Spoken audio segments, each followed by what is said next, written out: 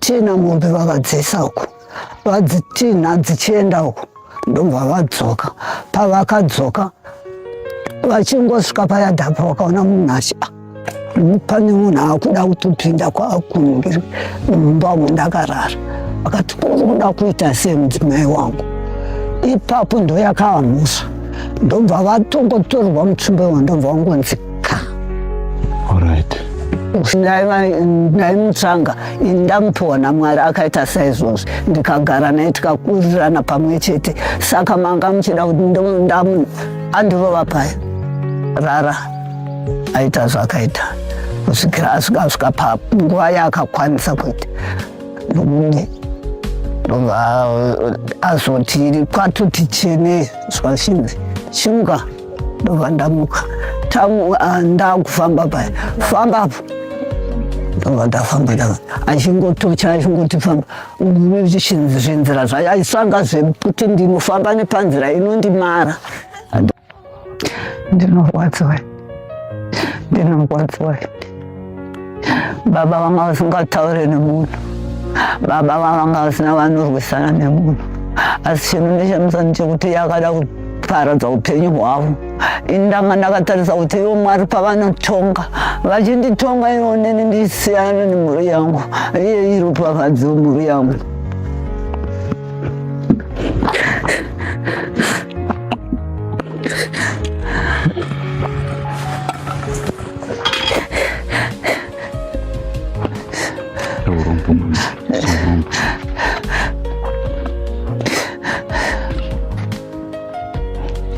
Nyange Mwari akandipa vashoma, asi vashoma ivo kana mhuri yangu ichibereka vana vainobereka ndinenge nchiti takawanda takadaro.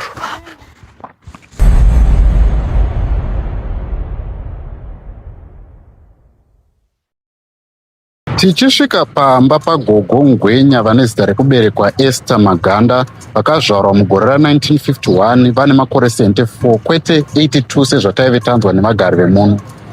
Amai ava vairatidza kurwadziwa panyama yavo uyezve vachitambudzika nekugara nekuda kwekushungurudzwa nekubatwa kwavakaitwa pavaibatwa chibharo nemurume uyu ane zita ratapiwa rekuti Isaac Chinunga, uyozve akauraya nekuponda murume wavo Gogo Ngwenya ainzi Fani Kariba Sakoma.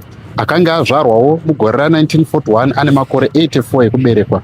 Asika tisati tapinda muhurukuro naGogo Ngwenya tichichema navo nekurasikirwa kwavo, tinoti imi semhuri yeZimbabwe share this video rino paWhatsApp nepamaplatform ese amuri kuti mhuri iyi iwane rubatsiro, vakuru vanzwe chichemo chavo nekuvabatsira. Ngatipindei muhurukuro yataita navo patasvika pamusha apa vavari kuchema nekuda kwokurasikirwa nababa pamwe chete nekushungurudzwa kwakaitwa Gogo Ngwenya. Tiripo. Zita ndiani rekuberekwa? Esther Maganda. Maganda. Esther Maganda. Alright. Maane makore mangani pakuzvarwa? Ndiriwa 51. 51. Alright. Tine urombo tine matambudziko nezvamakasangana nazvo.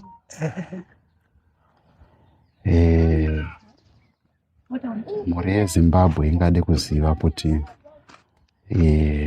dambudziko ramakasangana naro zvakafamba sei. Mungatsanangurewo vanhu vakateerera kuti zvakafamba sei, vangade kuziva. Mombe baba vakabuda mumba, mombe dzichinjwa aya maruva aya. Saka pavakaedza kubuda, vabuda kudaro ndokutora mutsvimbo wavo uruku bheni mwanya unotora munenge wababa. Vatora mutsvimbo wavo kuti vasimbe pakufamba. Vanga vasingafambi zviya zvekuti unoti ka semunhu mukuru. Vaita zvekuti pfe. Saka vakatina mombe vakadzisa uko.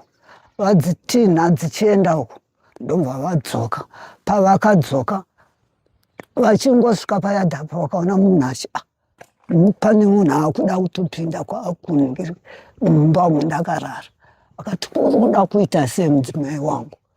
ipapu ndo yakaamuswa ndobva vatongotorwa mutsumbe wandobva wangonzika.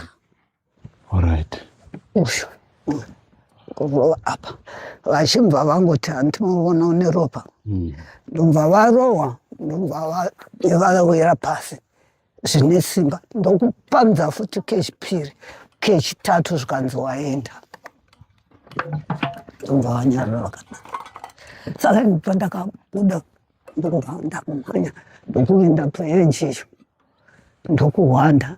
Ndakahwanda kudaro akabva uya netochi ndokutaira akati dombo yekuti ndinotokuchwanya ipapu chibudai. Ndobva ndati she wangu regai ndibude. Ndobva ndabuda. Pandakabuda kufamba kuenda ndichiti ndichipfuura apo iye achibva ade ahakwane newaya iri pakona apo ndokunetsana nayo waya payakangoti yamupa chanzi kuti asimudze gumbo akadai ndobva abvisa ndokusara chipitsi chewaya yakadai so ndobva atora maoko angu aya ndobva asunga uko. Asunga kudaro zvikasinzi hendi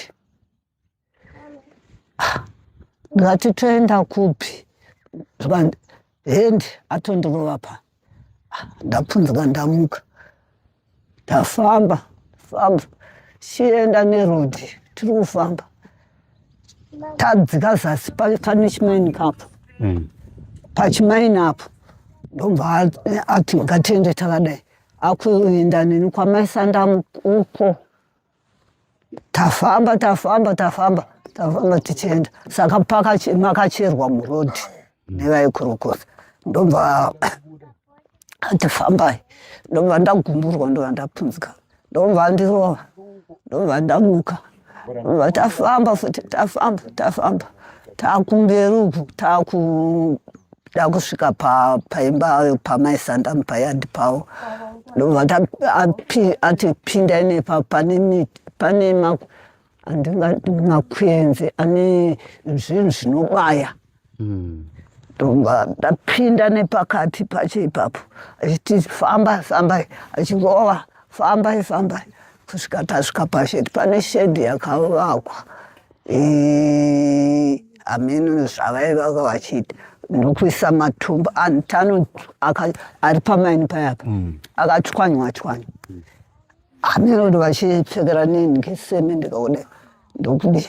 Saka ndakanzi chipinda pasa pakawaridzwa futi nematombo acho akawaridzwa akatswanywa zvikanzi rarapa. Ndakati ndokanzi kurumidza ndobva ndarara. Ndobva aita zvakaita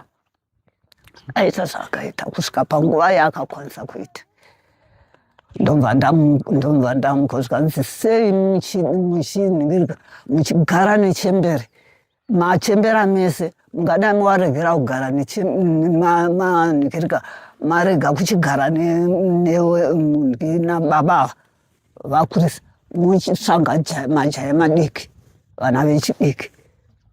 Ndakati ndaimutsvanga ini ndamupiwa naMwari akaita saizvozvo ndikagara naye tikakurirana pamwe chete. Saka manga muchida kuti andirova paya rara aita zvakaita kusvikira asvika panguva yaakakwanisa kuita nokudi ndobva azoti kwatoti chene zvikashinzi chimuka ndobva ndamuka ndakufamba paya fambapo ndobva ndafamba achingotocha achingoti famba zvinzira zvacho aisvanga zvekuti ndinofamba nepanzira inondimara handimazvona pane chigutsa zvinenge zviri pane muti wakanga wakakura ndokuti rovera kusaite uko ndokupamidza futi pane pamwe pakanga paine muti waka une bundo rakamera kudai wakareba kudai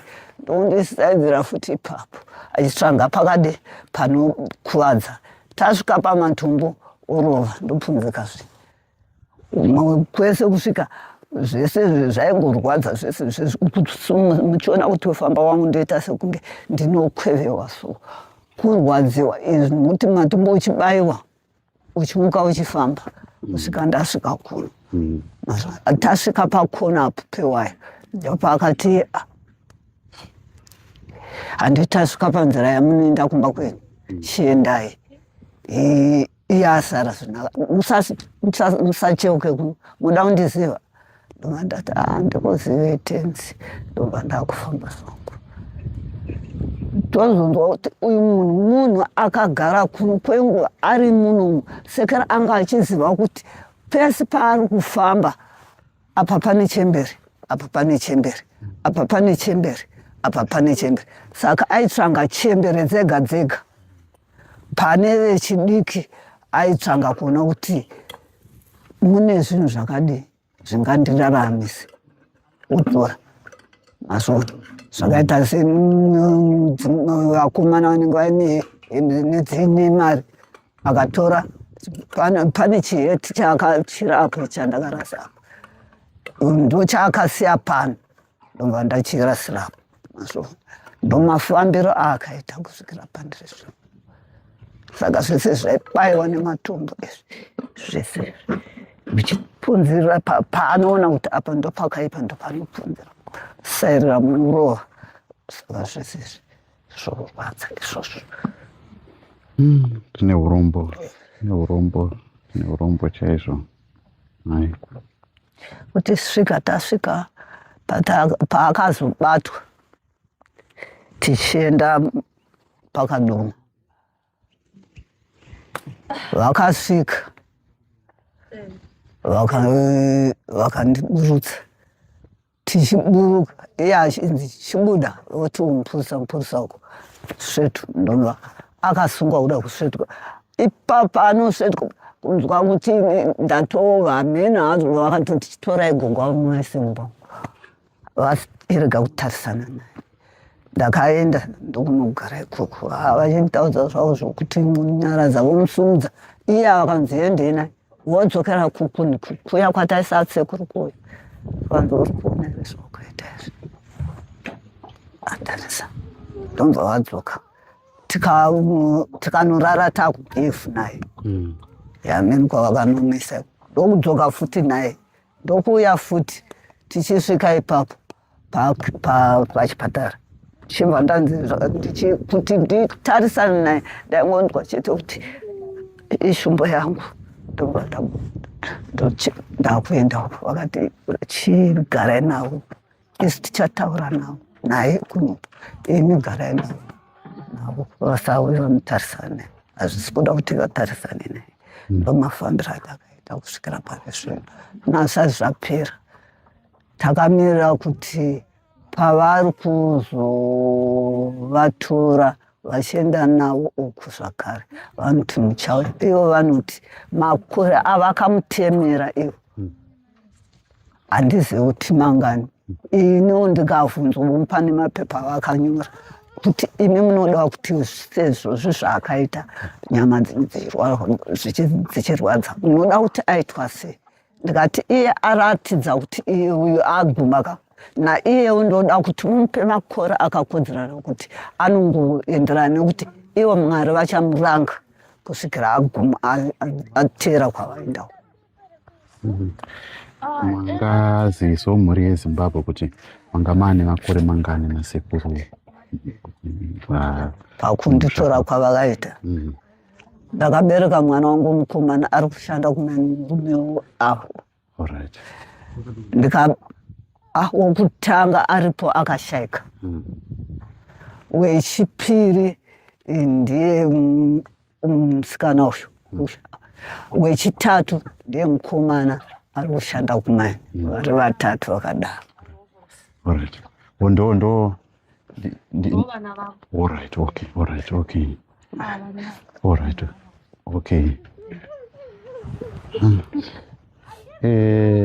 Iye muchimunzwa achitaura paaita zvaaita izvi aiti mhosva yaari kukupai ndei? Hapana, zvamuri pazera ramuri emachembera enyu, asi torai vana vechidiki kwete kuti mugare nemunhu akaita chembero semu. Anobatsirei? ndikati kukubatsira kwacho ndiko kwekuta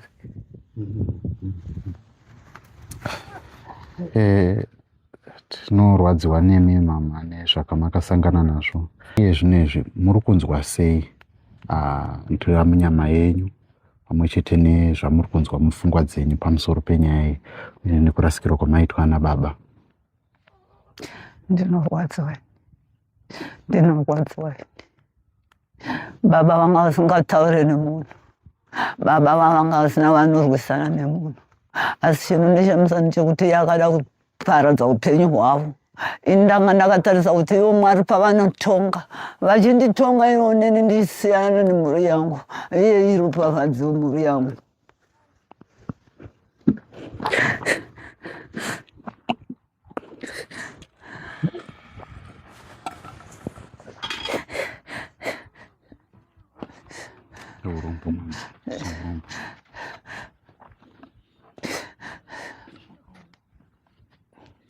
Nyange Mwari akandipa vashoma, asi vashoma ivo kana mhuri yangu ichibereka vana vainobereka ndinenge nchiti takawanda takadaro.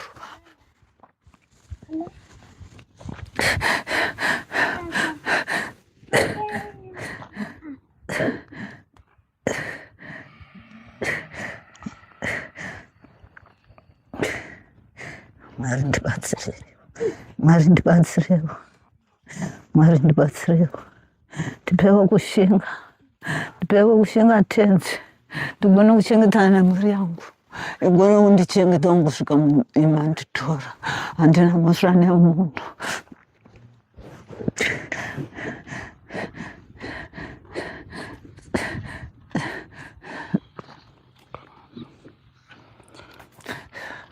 Neurombo chaizvo nezvi hazvifanunge zvichiitika makura semi.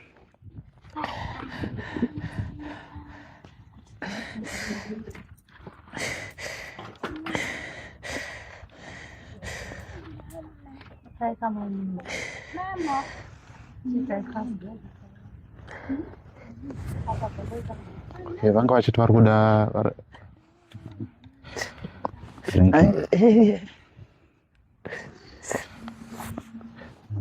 five akachitika kana five. That's fine.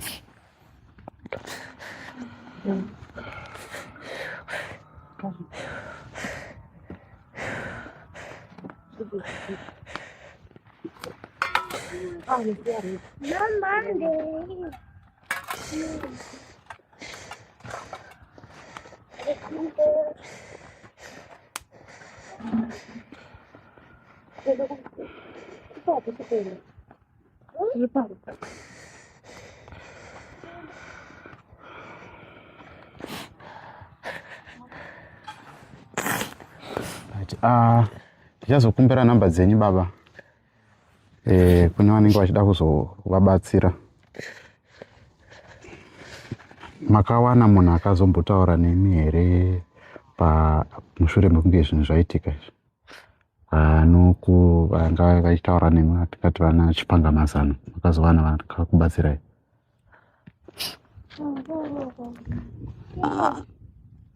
Kuti zvekuenda kuchipatara ndichibatsirwa nevana mukoti ndo vakandibatsira kundirapa. Aiwa, tine urombo.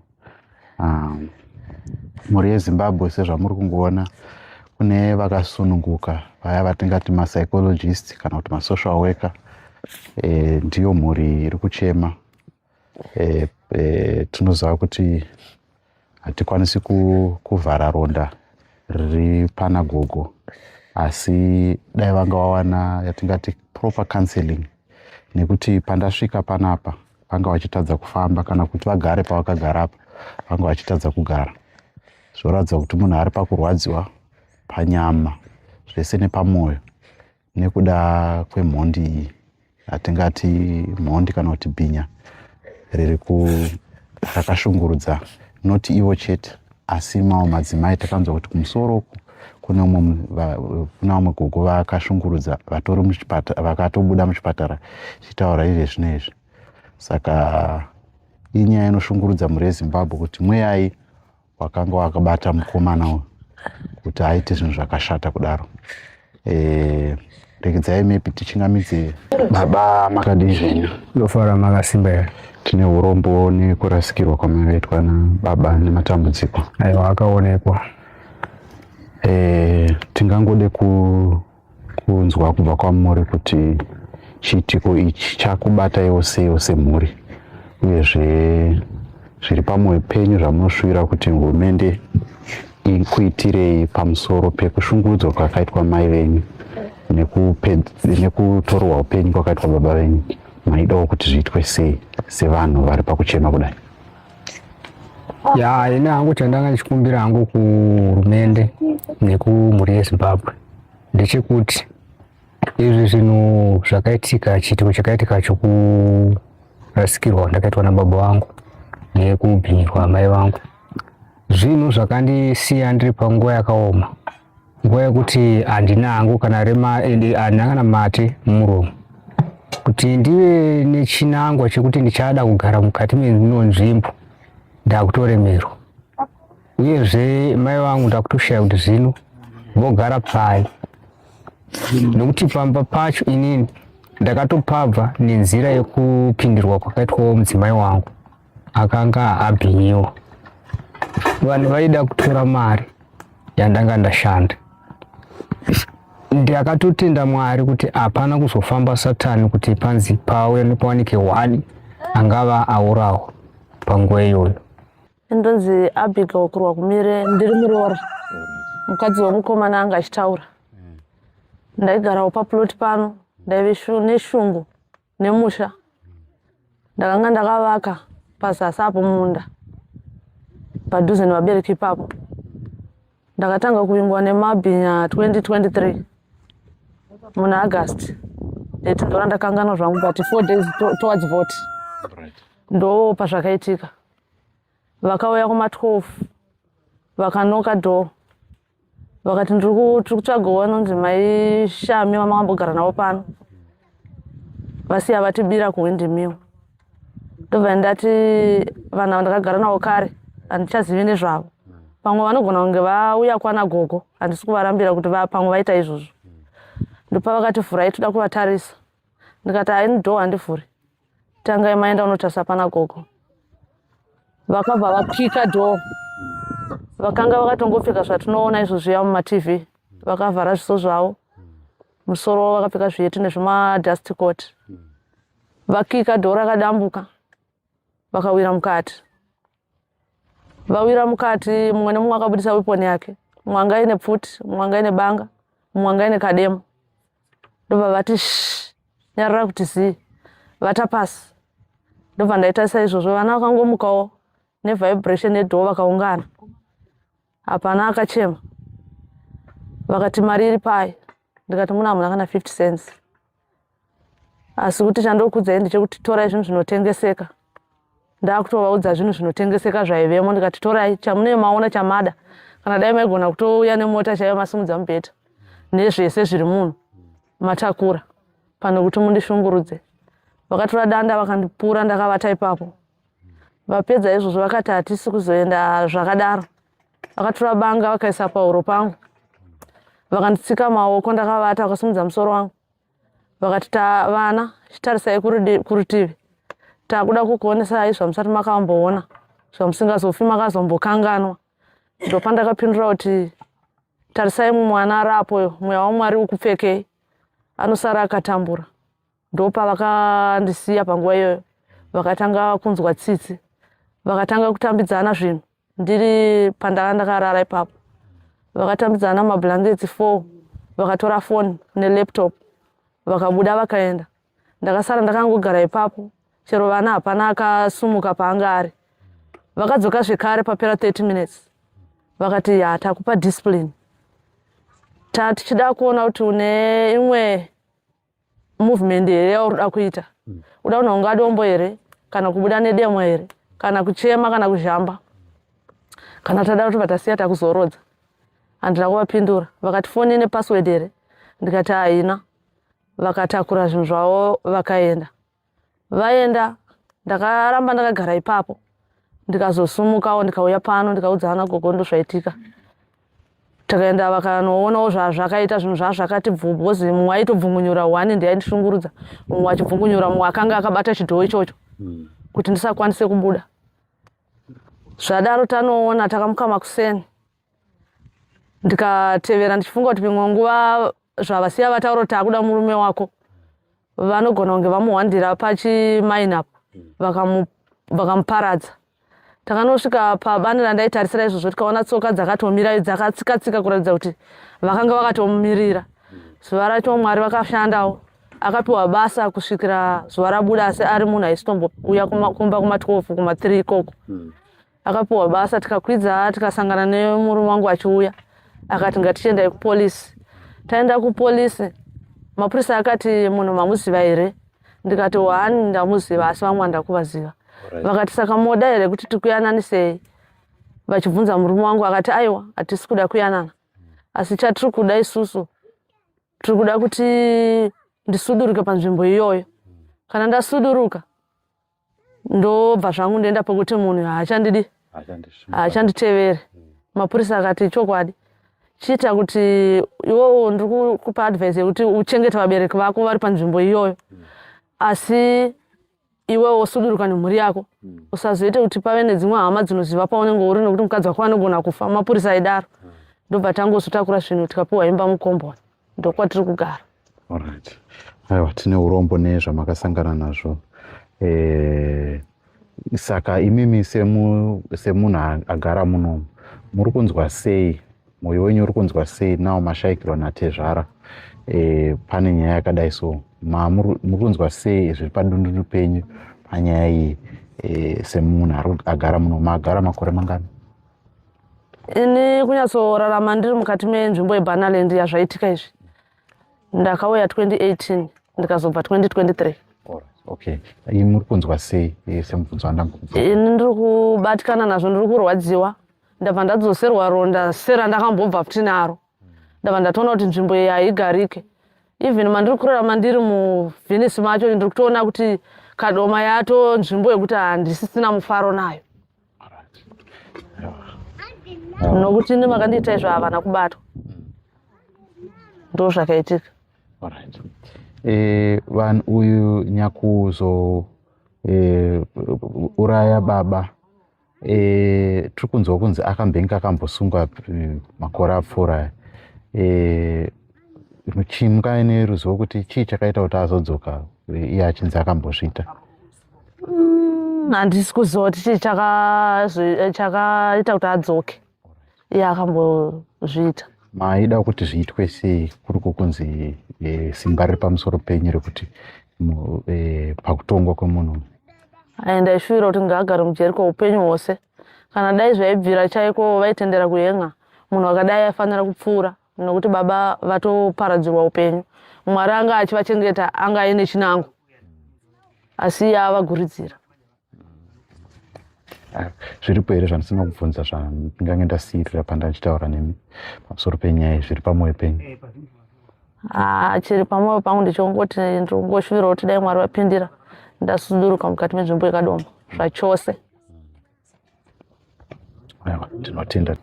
Asi zvandakukumbira kuhurumende ndezvekuti dai zvaibvira ndaitsvagirwa hangu imwe nzvimbo iri kune rimwe divi yekuti amai vangu vakwanise kunogara. Ini nzvimbo ino ndaisarenda. Ndanzwa kurwadziwa kukuru kwokuti iko zvino kuti ndive nechekuziva kuti ndinoita sei kugara pano pamba chaipo chaipo hapachagariki.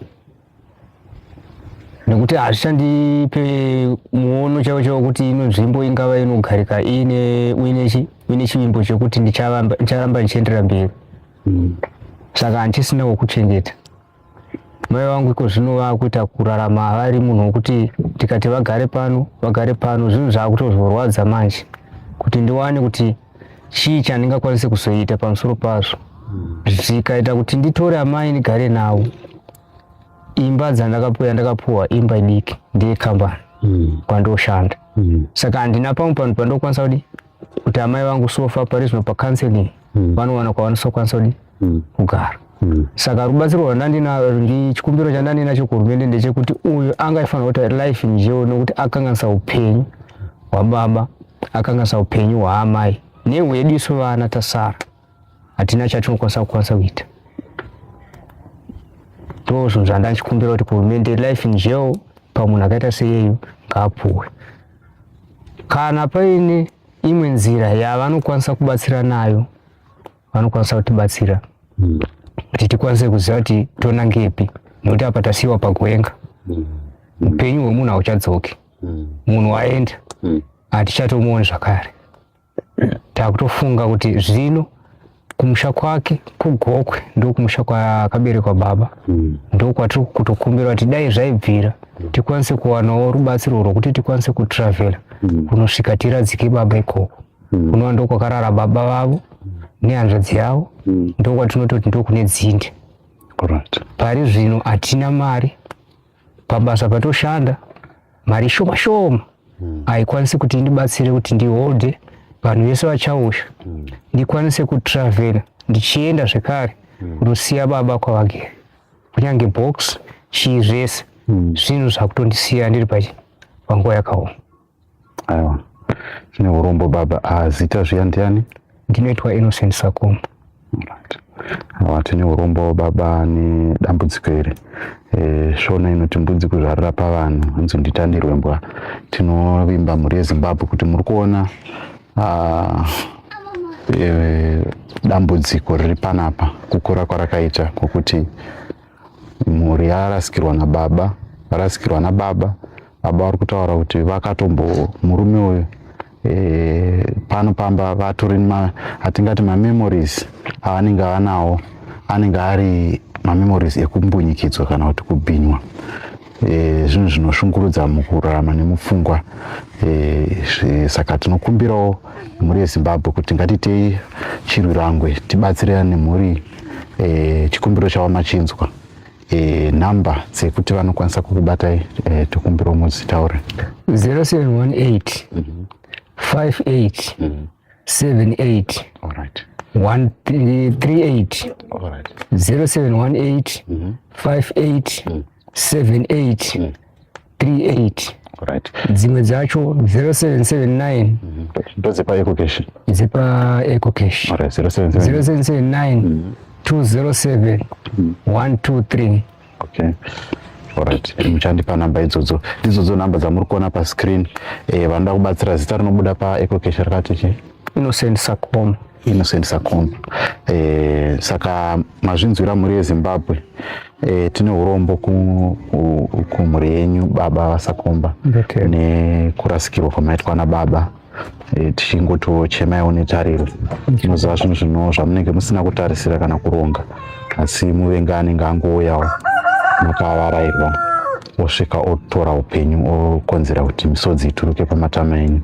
Tinovimba, tine chivimbo chekuti vana vakateerera veZimbabwe vachakubatsirai kuti rwendo rwenyu maenda hachakwanisi kumudzosa, asi tinogona kurerutsira vapenyu nekuvapa zorodzo, especially pavanenge vane matambudziko. Saka ngatitei seizvozvo mhuri yeZimbabwe, namba ndidzo dziri pascreen, vabatei, mutaure navo, uyezve zvikuru sei kune vaya vanokwanisa kutipa free counseling kuna gogo, nekuti munhu ari kutambudzika, ari kushungurudzika panyama yavo zvakare nemupfungwa dzavo. Saka vanotoda munhu anombogarawo navo pasi achitaurawo navo, nekuti izvozvo ndichitaura panapa muri kunzwa kuti munhu ari kutochema, vakadumbirwa neshungu. Saka tinokumbirawo kuti muvabatsire nguva ichiripo. Ndatenda ndini wenyu Jethro mwana waKwamutero. Ndakamirira mukoma Sylvester Tapumane. Tosangana pamapurogiramu anoteera. Ndokumbirawo mushare vhidhiyo iri nemaplatforms akawandisa kuitira kuti nyaya iyi inzwike pakawanda-wanda, tiwane maoko akawanda panyaya iyi. Ndatenda, tinosangana pamapurogiramu anoteera.